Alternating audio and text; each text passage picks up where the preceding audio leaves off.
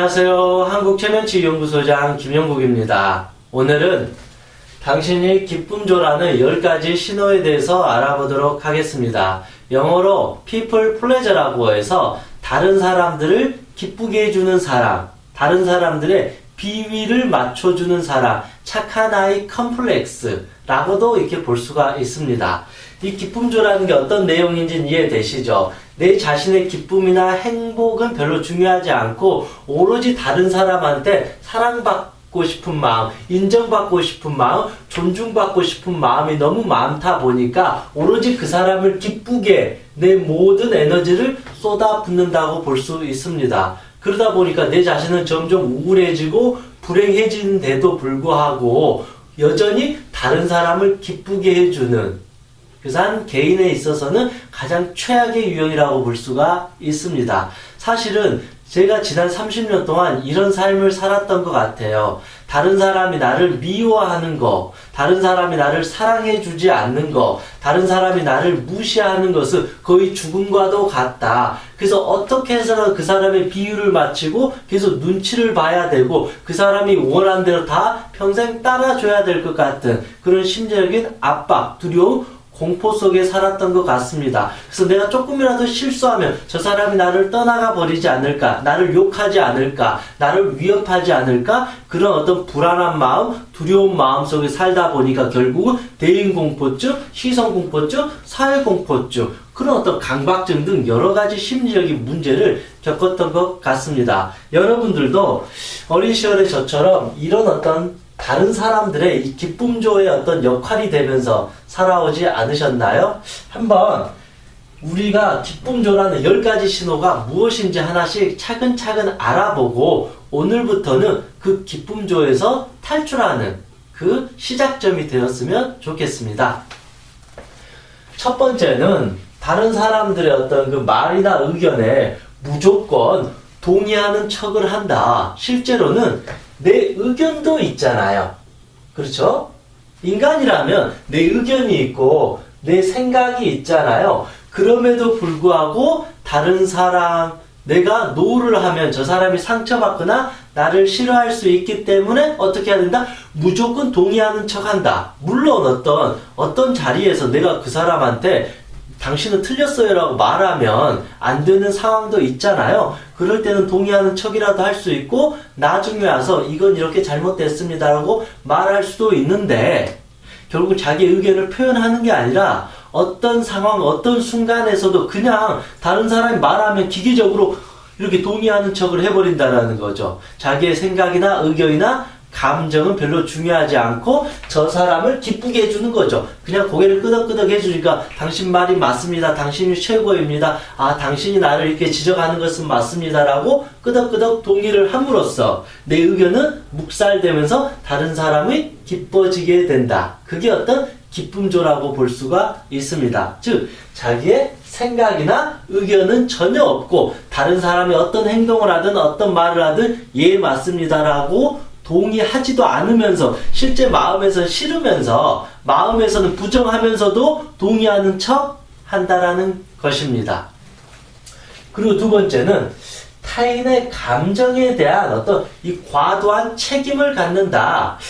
어찌 보면 우리는 다른 사람의 어떤 이 감정을 기쁘게 해주고 행복하도록 도와주는 것은 아주 중요합니다. 근데 이 기쁨조는 어떤 문제가 있냐면 다른 사람의 감정에 대한 어떤 책임까지 지려고 해요. 마치 나의 어떤 위대한 능력이 있어서 내가 엄청나게 노력을 해서 저 사람을 행복하게 만들어줘야 될 것 같은 과도한 어떤 책임, 마치 내가 그런 사명을 지니냐 착각한다라는 것이죠. 자기 자신의 감정이나 자기 인생에 책임지는 것도 사실은 버거울 지경인데 다른 사람의 감정까지도 마치 내가 책임을 져서 기쁘게 해줘야 될 것 같은 어떤 망상, 착각, 과도한 집착을 지닌다라는 것입니다.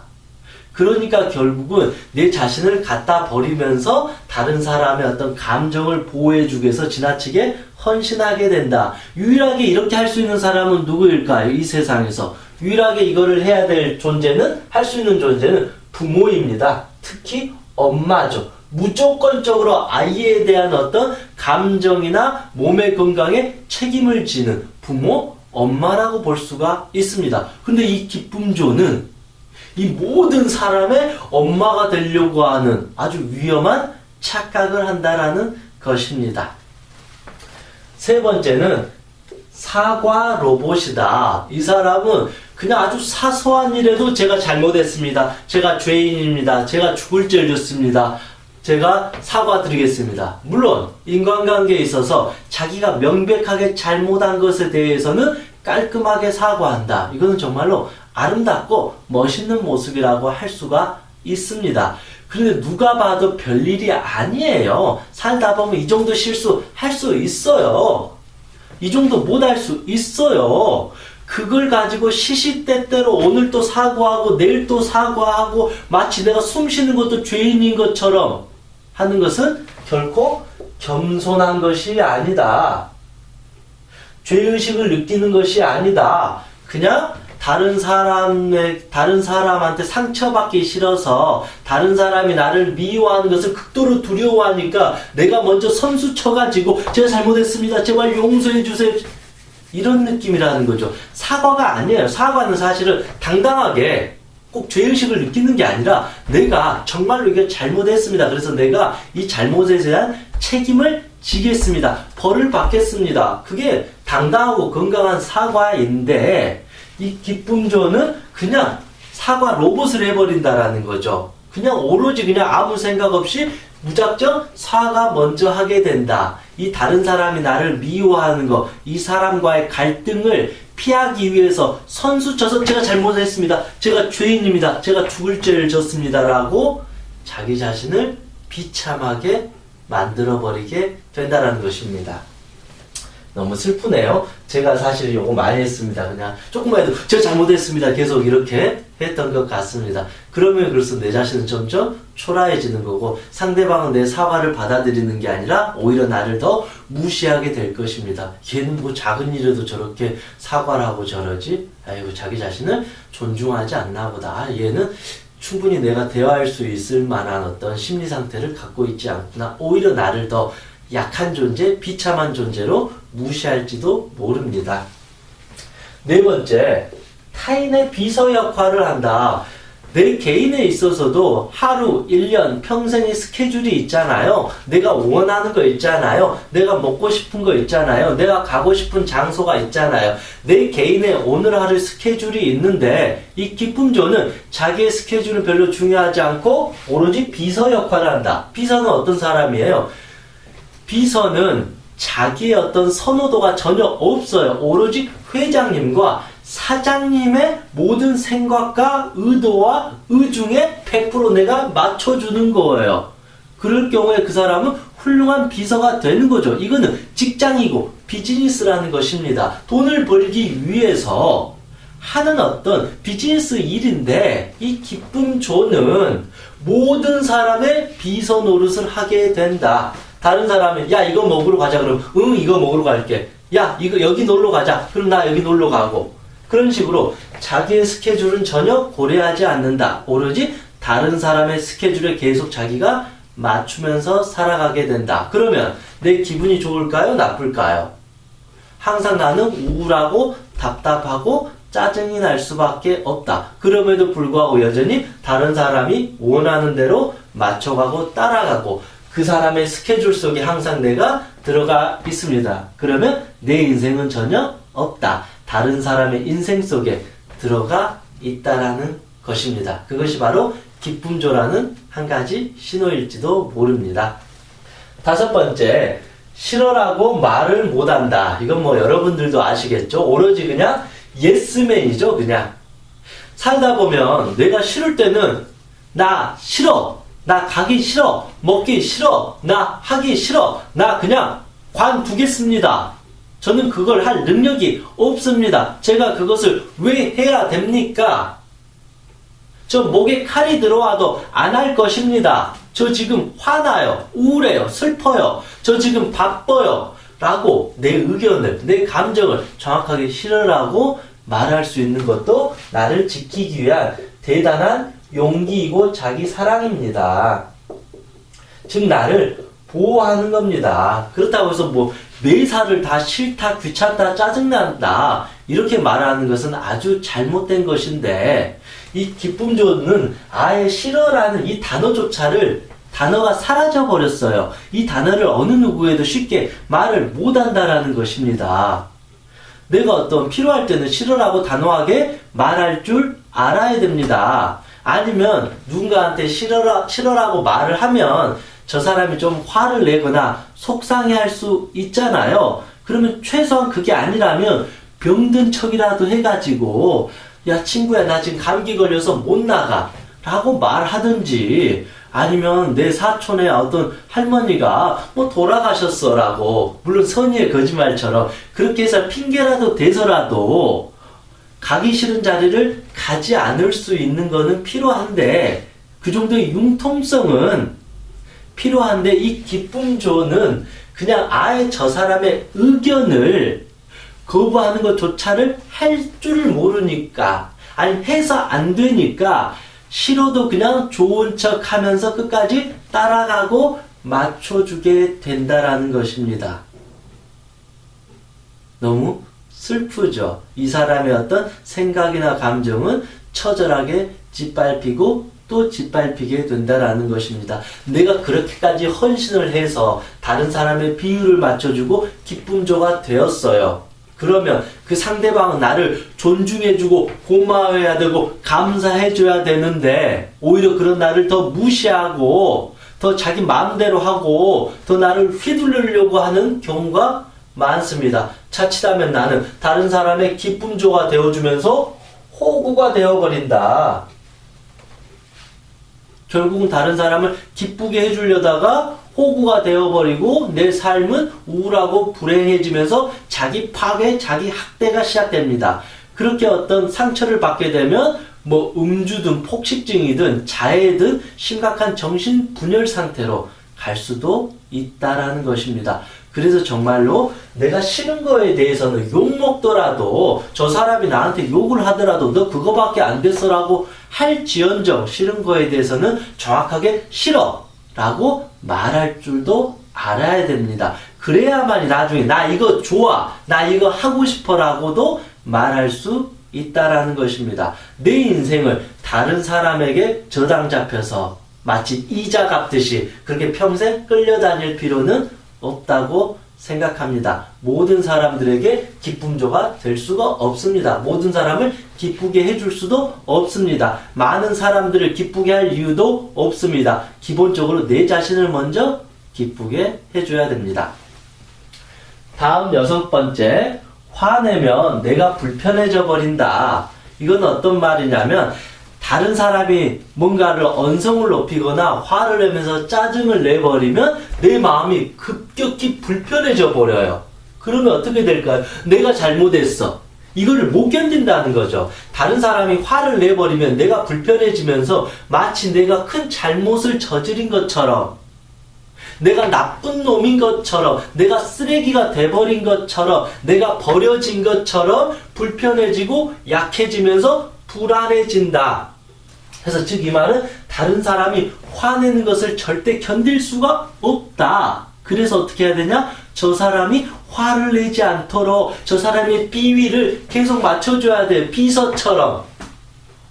저 사람이 이렇게 하면 얘 이렇게 하고 저렇게 하면 얘 저렇게 하고 저 사람이 조금만 화낼 것 같으면 제가 잘못했습니다. 사과를 급격히 해야 된다라는 거죠. 저 사람이 쓸데없는 소리하고 나에게 피해를 주고 나를 유혹을 내더라도 동의하는 척 제가 잘못한 것 같습니다 라고 끄덕끄덕 해야 된다라는 것이죠. 이 사람의 감정을 눈곱만큼도 스크래치를 내면 안 된다. 저 사람을 화나게 하면 안 된다. 저 사람을 조금이라도 기분 나쁘게 하면 큰일 날 것처럼 받아들이니까 자꾸 사과를 하게 되면서 그 사람의 어떤 비서 노릇을 하게 된다라는 것입니다.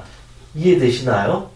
제가 말을 쉽게 했지만 너무나도 슬픈 내용인 것 같아요. 다른 사람이 화를 내는 것이 마치 내가 큰 죄를 지은 것처럼 착각한다.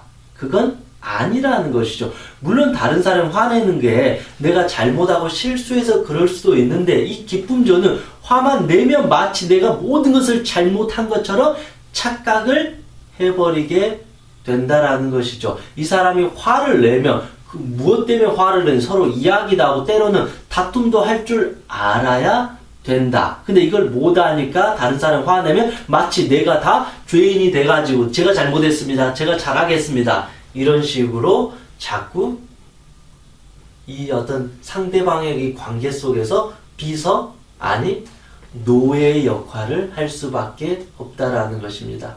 그런 식으로 살고 그런 식으로 인간관계를 할 바에는 차라리 안 만나고 혼자 자유롭게 등산하고 운동하고 여행 다니면서 즐겁게 책 읽고 행복하게 사는 것이 더 좋지 않나 그런 생각을 해봅니다.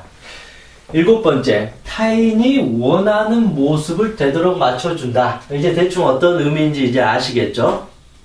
이 조직이든 이 사회든 물론 우리는 둥글둥글하게 살아야 돼요. 때로는 유연성도 필요하고 융통성도 필요해요. 다른 사람이 어느 정도 원하는 모습을 보여줄 필요성은 있다라는 것입니다.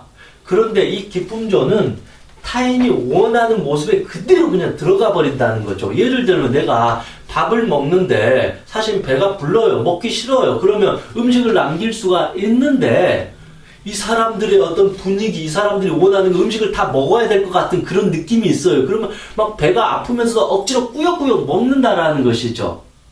이게 자기의 감정이나 생각 따위는 별로 중요하지 않고 타인이 원하면 그냥 이 가면 썼다가 저 가면 썼다가 자기 자신을 헌신짝처럼 방치하고 갖다 버린다라는 것입니다.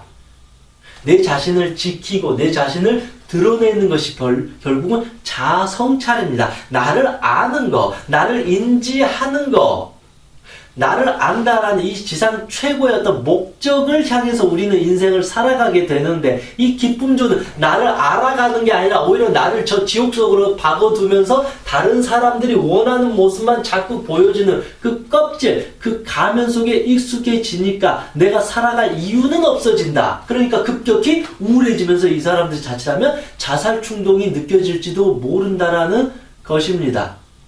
이해가 되시나요? 그만큼 타인이 원하는 모습에 맞춰갈 필요는 없다. 내가 원하는, 내가 인지하는 자기의 어떤 성격이나 특징을 그대로 드러내자.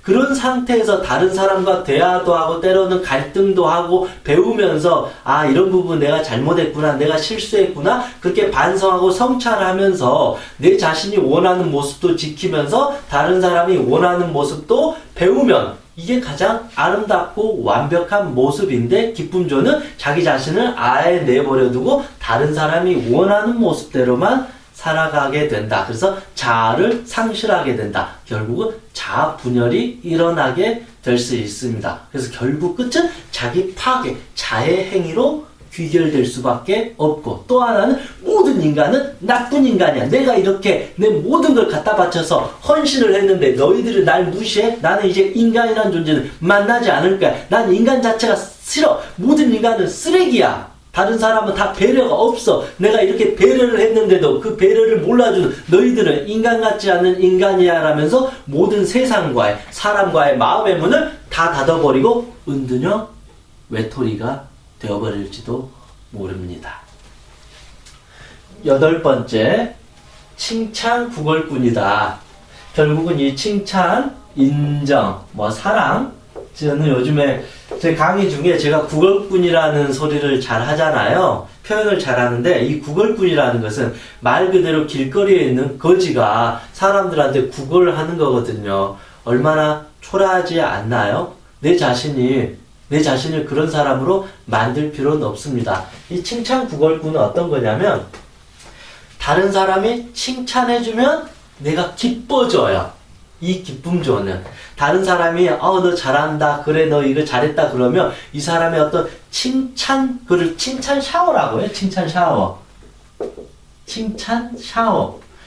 다른 사람이 막 칭찬해주면 이게 막 기분 좋게 샤워하는 기분이에요. 그래서 칭찬해주면 행복해요, 즐거워요. 그래서 제가 더 잘할게요. 그러면서 마치 강아지가 꼬리를 막 흔드는 것처럼 주인한테 꼬리를 흔들면서 더 예뻐해주세요, 더 사랑해주세요 이렇게 헐레벌떡하는 그런 모습처럼 우리는 다른 사람의 칭찬 샤워를 계속 바라기 때문에 평생 기쁨조가 된다라는 거죠. 애완견처럼.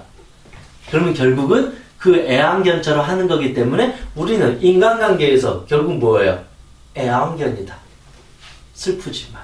동일한 똑같은 관계가 아니라 그냥 모습만 사람으로 하고 있을 뿐이지 실제 어떤 심리적인 어떤 위치는 애완견의 어떤 모습, 형태, 존중감하고 비슷하다라는 것입니다. 그래서 다른 사람의 칭찬을 자꾸 구걸하기 때문에 자기 할 말도 못하고 다른 사람이 원하는 대로 다 맞춰갈 수밖에 없다. 그래서 결국은 다른 사람의 칭찬을 구걸하지 말자. 다른 사람이 칭찬한다고 해서 내가 대단해지는 것도 아니고 다른 사람이 날 비난한다고 해서 내 인생이 쓰레기가 되는 것은 아닙니다. 오로지 결정할 수 있는 사람은 내 자신일 뿐입니다. 다른 사람의 말은 그냥 한 번 정도 우리가 귀 기울여 들어서 스스로가 한번 판단할 수 있는 그냥 객관적인 근거만 될 뿐이지 그것이 내 자신을 이렇다 저렇다라고 내 자신을 평가해서도 안 되고 평가할 수도 없기 때문에 나는 그것을 거부해야 된다. 그래서 칭찬에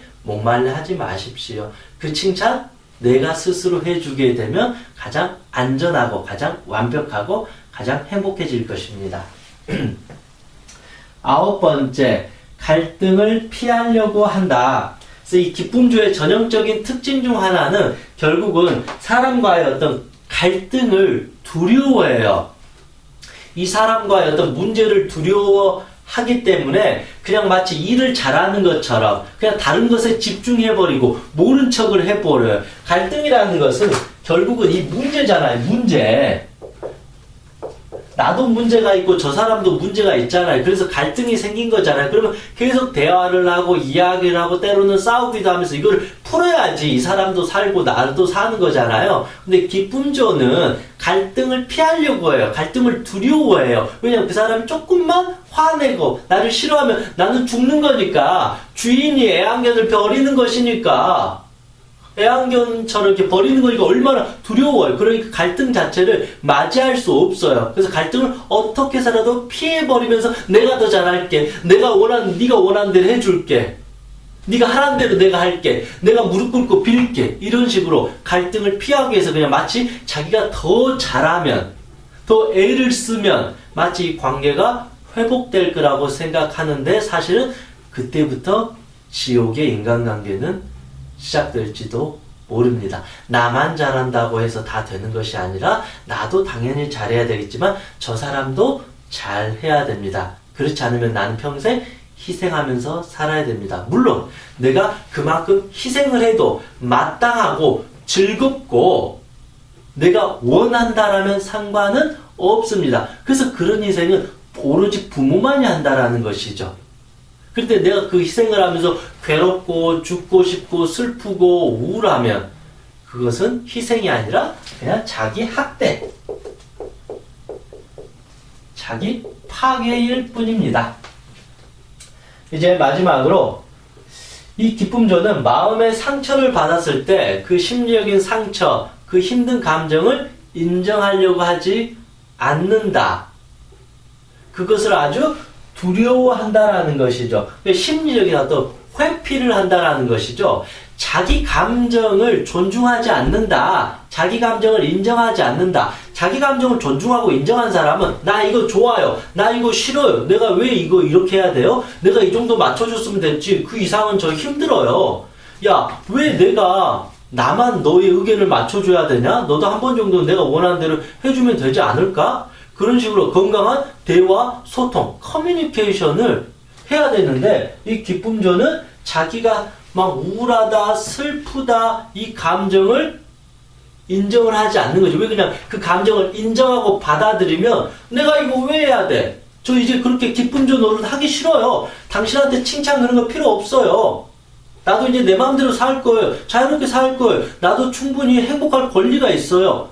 이런 식으로 드러나기 때문에 오히려 그거를 하기 싫어하고 못하고 오로지 기쁨조가 되어야 되기 때문에 자기의 감정이나 자기의 상처나 자기의 아픔이나 자기의 슬픔이나 괴로움이나 불안이나 두려움이나 이 감정들을 다 인정하지 않고 억압하고 숨긴다라는 거죠. 삐에로처럼 겉으로 막 웃고 있는 거죠. 착한 아이 컴플렉스처럼.